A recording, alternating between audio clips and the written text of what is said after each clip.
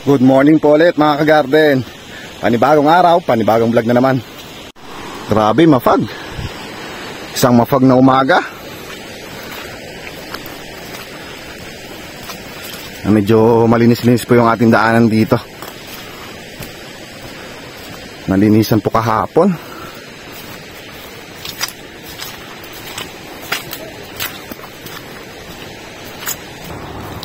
Kailangan po tayong dahan-dahan, sobrang dulas. Pero syempre, nakabuta po tayo niyan.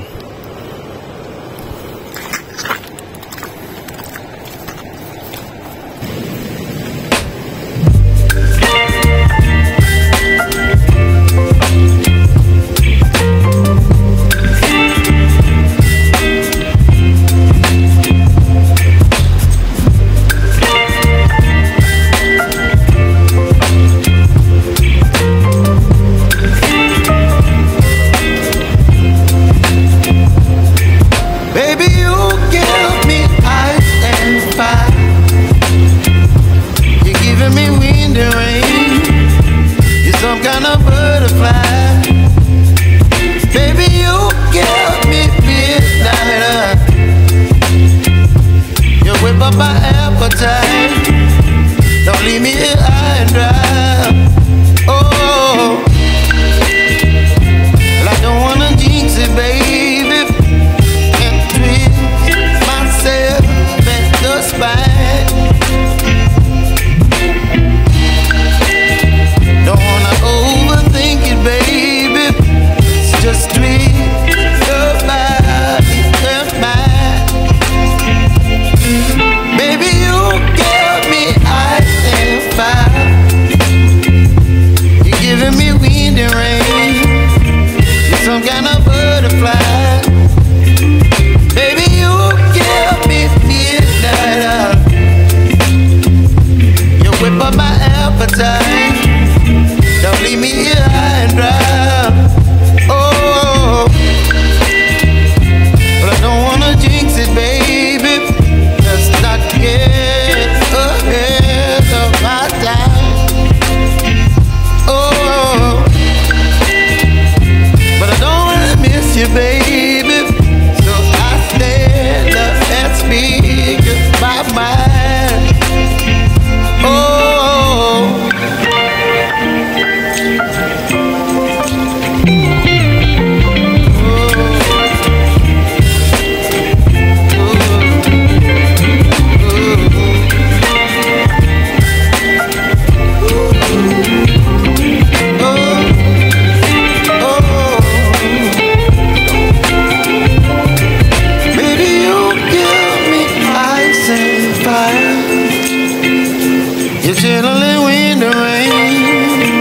Some kind of butterfly. Baby, you give me midnight. You whip up my appetite. Don't leave me here high and dry. Baby, you give me ice and fire. You're channeling wind and rain. You're some kind of butterfly. Baby, you give me midnight. You whip up my appetite. Don't leave me here high and dry. Oh, oh, oh,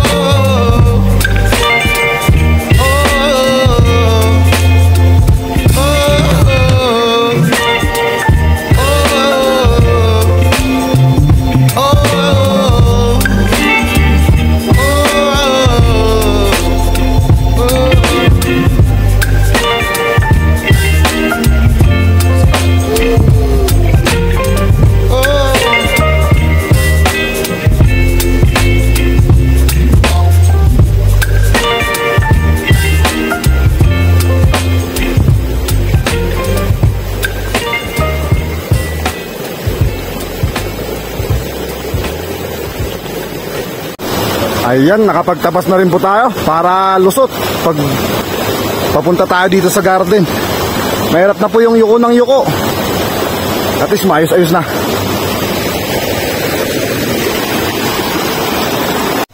Tara, maglalagay po tayo ng pataba dun sa pananim nating coriander para kahit pa paano may inaasahan po tayo sa susunod na araw. Tsaka sa carrot po pala natin, hindi po muna tayo mag-harvest. Gawa ng maraming nag-harvest, bumaba ulit ng presyo. Sobrang bumaba po ng presyo. Bali yung presyo po na napapanood nyo na sinasabing sobrang mahal, presyo na po yun sa Manila. Pero pag sa aming mga farmer, mababa, nasa 30 per kilo. Tsaka ganito rin po yung klima natin, maulan, kaya hindi rin po tayo makaka-harvest kasi mas lalong mababa yung presyo pag ganito. Mas lalo pag maputik po yung ating carrot na harvestin. Kaya sakto-saktong maghihintay talaga tayo ng mga ilang araw. Mas lalo na pag gumanda yung klima, tsaka po tayo mag-harvest, tsaka pag gumanda rin yung presyo. Siyempre para meron ulit po tayong pangkapital. Ayun, lalagay na tayo ng pataba dito. Ngayon kahit konti lang po yung tumubo, importante meron. Para yun nga, may inaasahan po tayo sa susunod na mga linggo.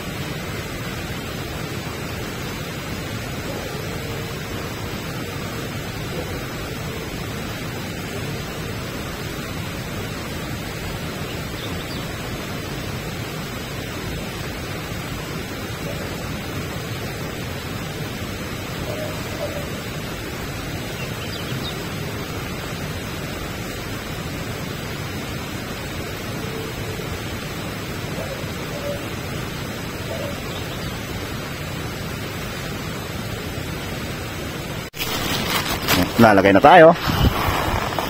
Ayan, nililinyan po natin, doon natin ilagay.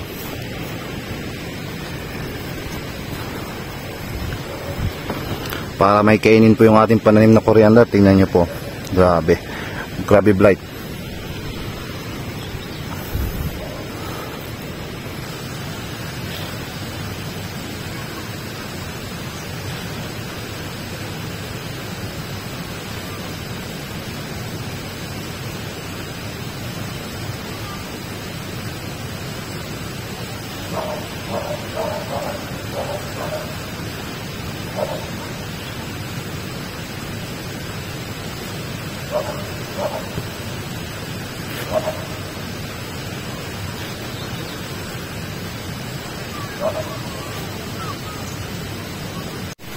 Yan, tapos na. Tara, silong na rin po tayo. Medyo mambon na medyo lumakas po yung ambon. Kaya mamaya pag guminto po yan, mag-spray po tayo. Ayan po yung mga pang-spray natin. Buti na lang hindi po natabunan nung landslide. Paano may naiwan. Medyo maputik, kanda sira na. Bali fungicide naman po i-spray natin mamaya para pang alalay lang. Pero may nawawala ata akong isang fungicide dito. Wala po yung powder natin.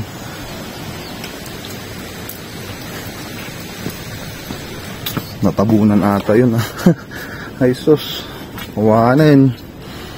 Hirap na wala din natin makikita dito Tapos yun, nag-usap-usap kami ni na mama. Yun nga, pag umaraw daw, tsaka daw anuhin to, ayusin. Mahirap na daw kasi ganito pag ganitong umulan-ulan. Sus, wala ata talaga yung leak powder natin dito. Ito po yung iba tinulak daw yung iba. Tingnan natin ba nilagay na mama dito sa ako. Wala. Ay, wala talaga. Bali yun na lang, gagamitin natin. Tingnan na ako dito, parang meron pa dito. Ayun, Na safety. Nag-ayos kasi si mama dito, kaya at least kahit paano di rin po ako nag-aalala na yung mga ibang gamit. Yun lang, yun po sa ating sprayer na di-charge. Ito lang po yung naiiwan, yung handle nya. Natabunan po dito yung hose, pero at least yung ano po nya, yung mismong tangke, ang ganito nya, naiuwi ko po sa bahay, nasa bahay.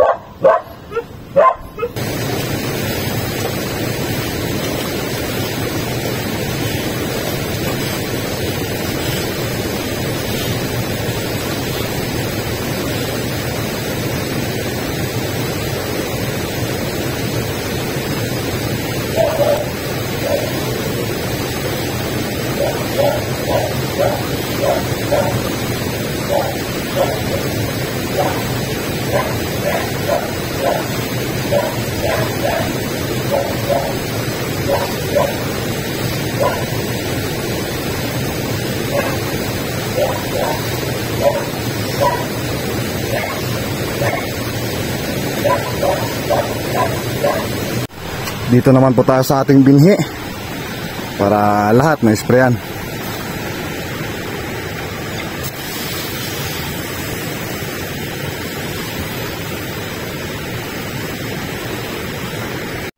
Ayan no, ligong ligo, blue na blue.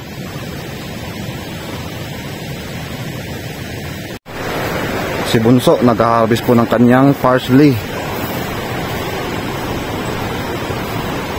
Kalahating sako na. Yeah, mantim yan. Ay, parsley na mo. Tayo, akit naman po tayo dun sa taas. Magdadamo dun.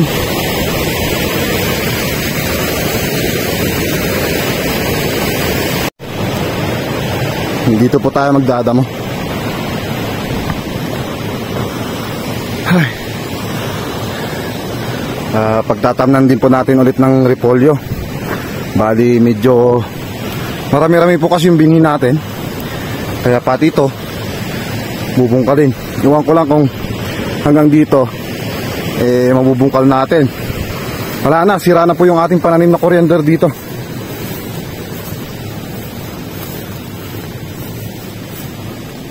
Ano, blight. Wala na, nag-yelo na. Bankrupt na naman yan. Kaya baka sakali, bawiin na lang po natin sa mga itatanim natin ulit. Ganun po talaga, tanim ng tanim, bahala na dun. At least yung pananim po nating repolyo, maayos-ayos. Kaya magdadamo na tayo. Bubunot-bunutin lang po natin habang madaling mabunot.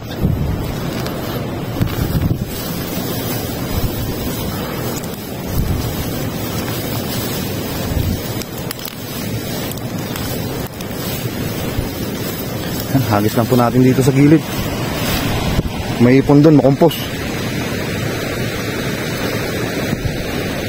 Yan na, tanim natin repolyo. Uhuy! Kakainggan nyo. Baka sakaling matapos po tayo makaharvest ng karot, matamnan na rin po natin yun dyan sa taas. Tsaka mabungkal na rin to. Ganun po talaga, wala tayong magagawa sa ngayon kundi maghintay-hintay lang. Bali pag gumanda yung klema, yun nga po yung sinasabi ko kanina, pag gumanda klema tsaka gumanda yung presyo, harvest tayo agad. Pero pag hindi pa, ay timing ulit, bahala na dun. Medyo na-over na yung ating karot, pero yun nga, kaysa naman mag-harvest tayo, kung sakto-saktong balik lang ng gastos, wala tayong pangkapital ulit sa susunod, mahirap na. Kaya tatiming tayo. Kaya habang wala po tayong masyadong ginagawa sa ngayon, ganito muna, damo-damo muna. Tsaka pangit din po yung klema, araw, ambon. Para sabay-sabay na yung pagtatanim natin ng repolyo, minsanan na.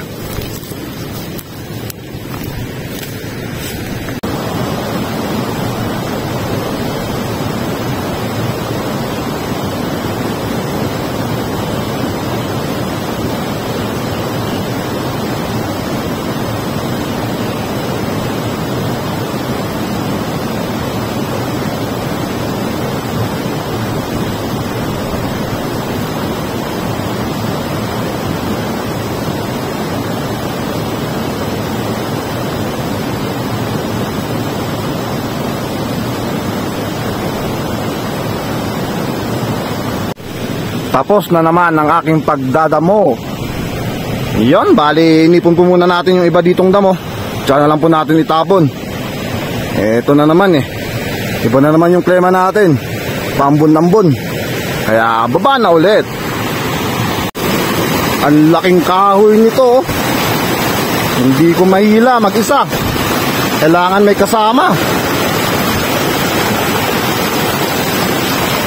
Mismong puno ng pine tree. Ginawa dun sa hose dito. Inipon. Mga yan. Dito na nagkaroon na buhol-buhol ang mga hose.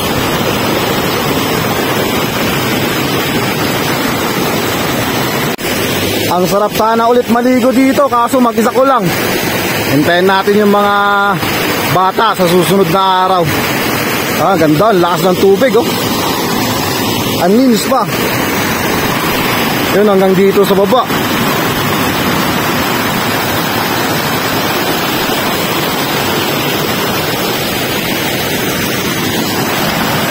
Sarap mag-slide mula dun sa taas pababa.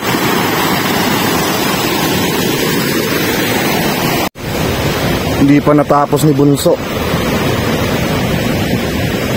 May konti na lang po siya ditong kukunin. Medyo papuno na rin po isang sako. Siguro nandun sa bodega yun. Baka nagluto ng ulam.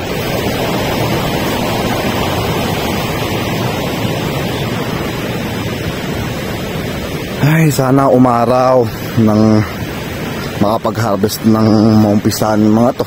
Paglilinis ng mga ganito. Mga na-landslide, mas lalo na dito sa bahay ni Kuya.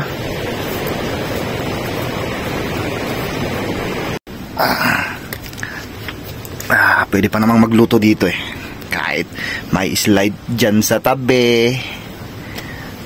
Manageable. Luluto po tayo ngayon ng noodles. Bali si Bunso yung nagpaapoy. Nabutan po natin para may tuloy niya po yung kanyang hinaharvest na parsley. Ayun na yung magluluto. Check nga po natin kung kumulo na itong tubig. Ay, may itlog. Nilagyan pala ni Bunso ng itlog Ayun, instant. May itlog na, may noodles mamamaya. Noodles po muna ngayon. Bang wala pa tayong budget. Pag may budget, tsaka po tayo magluluto ulit ng pinigpikan na manok. Sakto-sakto sana, no?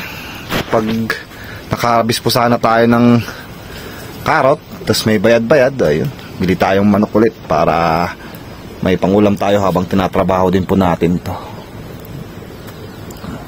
Para syempre pangpalit sa pawis. Sigurado to matagal-tagal bago maayos to. Matrabaho, pero okay lang. Importante nga sana umaraw.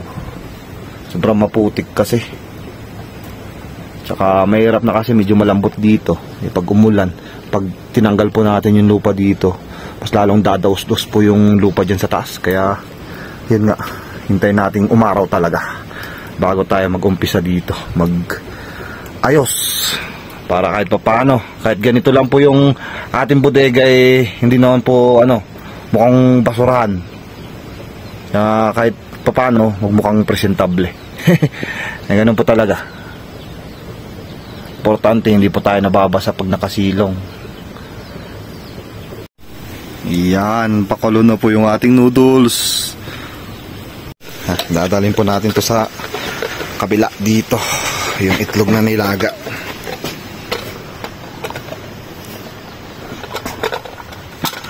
Titignan po ulit natin dun yung ating nilulutong noodles, baka umapaw. Grabe ginawa dito sa loob ng bahay din ni Kuya. Pumasok yung putik na nilinisan po ni na mama. Mismo kasi din dito banda, yung sa may lupa. Kaya ganito po yung itsura dito. Likod. Kain po tayo, mangan.